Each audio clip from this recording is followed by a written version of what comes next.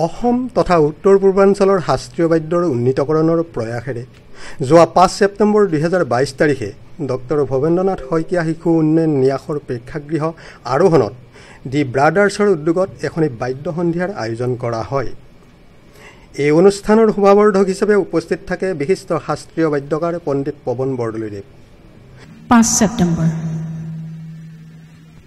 আজি এটা বিশেষ দিন। আজি শিক্ষক দিৱস। ডক্টৰ সৰ্বপল্লী ৰাধাকৃষ্ণনৰ 134তম জন্ম জয়ন্তী। আমি আজি এনে এটা প্ৰেক্ষাগৃহত উপস্থিত আছোঁ। সেয়াও এক বিশেষ প্ৰেক্ষাগৃহ। ডক্টৰ ভৱেন্দ্ৰনাথ শইকীয়া ছাৰৰ সপোনৰ ঘৰ আৰোহণৰ প্ৰেক্ষাগৃহত আমি সকলো এক সুন্দৰ বাদ্য সন্ধিয়াৰ কাৰণে গতানুগতিক এক অনুষ্ঠান নহয়, বাদ্য সন্ধিয়া। আমি এনেকুৱা সন্ধিয়া আচলতে প্ৰথমবাৰে চাগে উপভোগ কৰিবলৈ আগবাঢ়িছোঁ, অনুষ্ঠান পৰিৱেশন কৰিবলৈ আগবাঢ়িছোঁ। ডক্টৰ সৰ্বপল্লী ৰাধাকৃষ্ণৰ জন্মদিনৰ লগতে শিক্ষক দিৱসৰ এই পবিত্ৰ দিনটোৰ লগত সংগতি ৰাখি আয়োজন কৰা এই শাস্ত্ৰীয় বাদ্য তথা তবলাবাদনৰ যি পৰিৱেশনৰ চমৎকাৰিতা ছাত্ৰ ছাত্ৰীসকলে পৰিৱেশন কৰি দেখুৱালে, তাকে উপভোগ কৰি দৰ্শক ৰাইজ উৎফুল্লিত হৈ পৰে। দি ব্ৰাদাৰ্ছৰ উদ্যোগত আয়োজন কৰা এই বাদ্য সন্ধিয়াৰ অনুষ্ঠানটি এটি গুৰুবন্দনা আৰু বন্তি প্ৰজ্বলনেৰে আৰম্ভ কৰা হয়।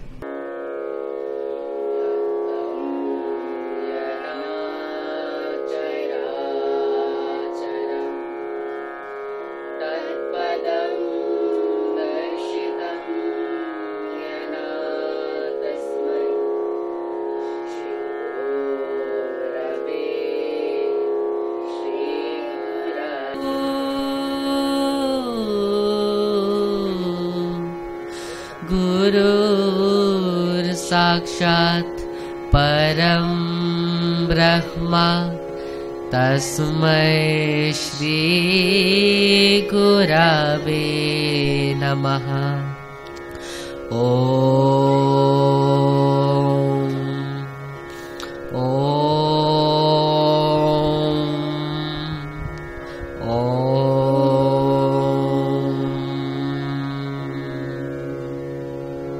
ইয়াৰ পিছতেই মঞ্চত সম্বৰ্ধনা জনোৱা হয় বিশিষ্ট শাস্ত্ৰীয় বাদ্যকাৰ পণ্ডিত পৱন বৰদলৈৰ লগতে মাননীয় সূৰ্য গোস্বামীদেৱক। ইয়াৰ উপৰিও ভাৰতৰ কেইবাঠাইতো শাস্ত্ৰীয় বাদ্য তথা তবলাবাদনৰ পাৰদৰ্শিতা দেখুওৱা বৰদলৈদেৱৰ ছাত্ৰ কল্পজ্যোতি বনিয়াক সম্বৰ্ধনা জনোৱা হয়। অনুষ্ঠানত পণ্ডিত পৱন বৰদলৈদেৱে তেওঁৰ ভাষণত কয়, ইয়াত আচলতে আমাৰ উদ্দেশ্য এইটোৱে যে আমি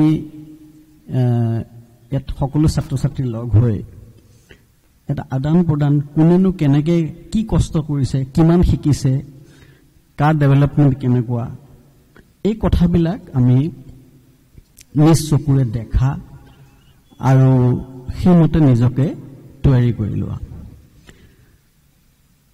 তাৰপিছতো এনেকুৱা কথা আছে যে বহুতে যে তবলাটো আচলতে কেনেকৈ বজায়, কি কৰে, সেই বিষয়েও আমাৰ জ্ঞানৰ বহুত অভাৱ আছে। আমি বিশেষকৈ অসমত আমি তবলাটো এনেকুৱা ধৰণে দেখোঁ যে ষ্টেজত আধুনিক গানৰ লগত পিছফালে তবলাযোৰ বজায়, সিমানেই। ইভেন বহুত ছাত্ৰ ছাত্ৰী, মেক্সিমাম ছাত্ৰ ছাত্ৰী আমি লগ পাওঁ তেনেকৈ যে মই গানৰ লগত কেতিয়া বজাব পৰা হ'ম, আৰু বিশেষকৈ আধুনিক গান। টাৰ্গেটটোৱেই এইটো। গতিকে মানসিকতাটোৱেই এটা বেলেগ ট্ৰেকত ডেভেলপ কৰিছে। আচলতে তবলাটো তেনেকুৱা বস্তু নহয়। আপোনালোকে আচৰিত হ'ব শুনিলে, ভাৰতৰ ভিতৰত সকলোতকৈ পপুলাৰ বাদ্যযন্ত্ৰ হ'ল তবলা, 1 নম্বৰ ইনষ্ট্ৰুমেণ্ট। সেইটো মই ক'ব নালাগে, আপোনালোকে অলপ বিবেচনা কৰিলে, অলপমান চিন্তা কৰিলে আপোনালোকে সেইটো দৃশ্য দেখিবলৈ পাব যে আজিৰ তাৰিখত জাকিৰ হুছেইনেই হ'লগৈ পৃথিৱীৰ একমাত্ৰ এনেকুৱা মিউজিচিয়ান যি ইমান ৱাইডলি পপুলাৰ। তেওঁ এজন তবলাবাদক। সেই ভাৰতৰ 135 কোটি মানুহৰ মাজত জাকিৰ হুছেইন যিমান পপুলাৰ, অন্য কোনো বিষয়ৰ কোনো এজন শিল্পী সিমান পপুলাৰ নহয়। তা আপোনালোকে চিন্তা কৰক যে তবলা কি বস্তু। তাৰোপৰি তবলাৰ চৰ্চা অসমৰ বাহিৰে নৰ্থ ইষ্টৰ বাহিৰে ইভেন মণিপুৰতো হৈছে আজিকালি যে অসমৰ বাহিৰত কি অনুপাতে তবলাৰ চৰ্চা হয় আপোনালোকে ভাবি আচৰিত হ'ব মই এনেকুৱা মানুহ লগ পাইছোঁ যাৰ হয়তো ল'ৰা যদি দুজন তেওঁ এজন ল'ৰাক তবলা শিকায় বাহিৰত মই তেনেকুৱা দেখিছোঁ মানে এনেকুৱা নহয় যে তেওঁ বেছ ভাল শিক্ষাবিদ ডাঙৰ ইঞ্জিনিয়াৰ কোনোবা ডাক্তৰ তেনেকুৱাও মানুহৰ ফেমিলিত দেখিছোঁ যে তেওঁলোকে ল'ৰা ছোৱালীক গান বাজনা শিকোৱাটোৰ ওপৰত প্ৰাধান্যতা দিয়ে ইয়াৰ পিছতেই ছাত্ৰ ছাত্ৰীসকলে তেওঁলোকৰ নিজৰ ক্ৰিয়াশৈলীৰে তবলা বাদন পৰিৱেশন কৰি দৰ্শক শ্ৰোতাক আপ্লুত কৰে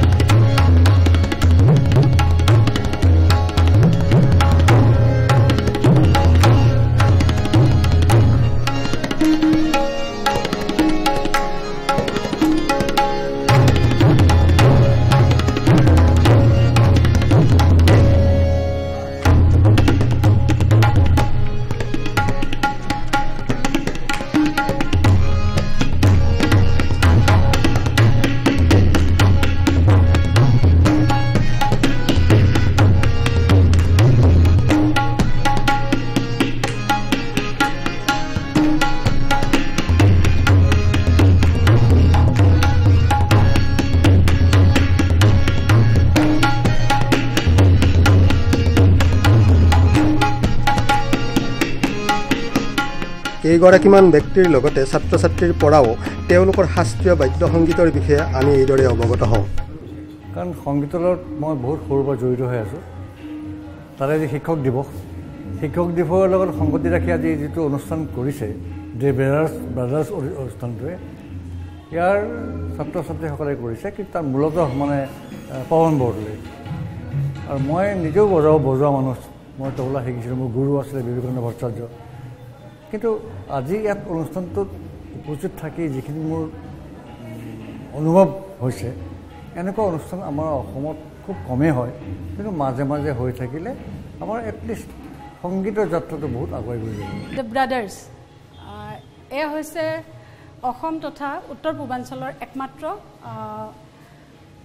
শাস্ত্ৰীয় বাদ্য উত্তৰণৰ প্ৰয়াস কৰা এটা সামাজিক সাংস্কৃতিক অনুষ্ঠান।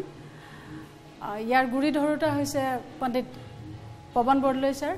আৰু এই অনুষ্ঠান 2004 চনমানৰ পৰাই আৰম্ভ হৈ আছে। মই অৱশ্যে বহুত দেৰিকৈ এই অনুষ্ঠানৰ লগত জড়িত হৈছোঁ, কিন্তু এই অনুষ্ঠানৰ পৰা আমাৰ অসম তথা উত্তৰ পূৰ্বাঞ্চল নহয়, সমগ্ৰ ভাৰতৰে বহুতবোৰ ল'ৰা ছোৱালীয়ে এই অনুষ্ঠানৰ পৰা উপকৃত হৈছে। আৰু তবলা বাদ্য এক শাস্ত্ৰীয় বাদ্য, এই বাদ্যক উত্তৰণৰ যি আমাৰ ব্ৰাদাৰ্ছৰ যি প্ৰচেষ্টা, এই প্ৰচেষ্টা আচলতে এক কথাত আমি সফল হ'বলৈ গৈ আছোঁ বুলিয়ে ভাবিছোঁ। কি কাৰণে প্ৰতি বছৰে এই অনুষ্ঠান আৰম্ভ হৈ আহিছে।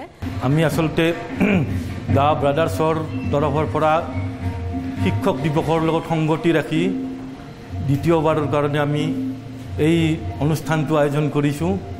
আচলতে এই অনুষ্ঠানটো আমাৰ কৰাৰ মূল উদ্দেশ্য হ'ল কি, অসমত আমাৰ তবলাৰ প্ৰচাৰ প্ৰসাৰ বহুতেই নিম্ন খাপৰ আৰু বহুত কম, আৰু কোনো ধৰণৰ আমাৰ সেনেকুৱা প্লেটফৰ্ম, অনুষ্ঠান, ষ্টেজ, মঞ্চ আদিৰ সুবিধা নাই। গতিকে আমি গাঁৱৰ পৰা বহুত শদিয়াৰ পৰা ধুবুৰীলৈ আমাৰ উঠি অহা ল'ৰা ছোৱালীৰ কাৰণে আমি এটা সামান্য এটা প্ৰচেষ্টা আমি হাতত লৈছোঁ। আমি সকলোৱে দেখিব পাওঁ যে বিভিন্ন অনুষ্ঠান হৈ থাকে, গান বা গীটাৰ তেনেকুৱা ইলেক্ট্ৰিক বহুত হয়, কিন্তু এনেকুৱা বাদ্যযন্ত্ৰী মানে ক'ব গ'লে তবলাৰ এনেকুৱা ক্লাছিকেল ইভেণ্ট খুব কম দেখা যায় আমাৰ অসমত। বেলেগ ঠাইত চাব গ'লে তাত ক্লাছিকেলৰ স্থানটো বহুত বেছি, আমাৰ কিন্তু অসমত সেই স্থানটো নাই। আমি খুব গৌৰৱেৰে মানে ক'বলৈ পাই সুখী হৈছোঁ যে আমাৰ ছাৰৰ আশীৰ্বাদত আমি এনেকুৱা এটা অনুষ্ঠান কৰিব পাৰিছোঁ, তাৰ কাৰণে ধন্যবাদ।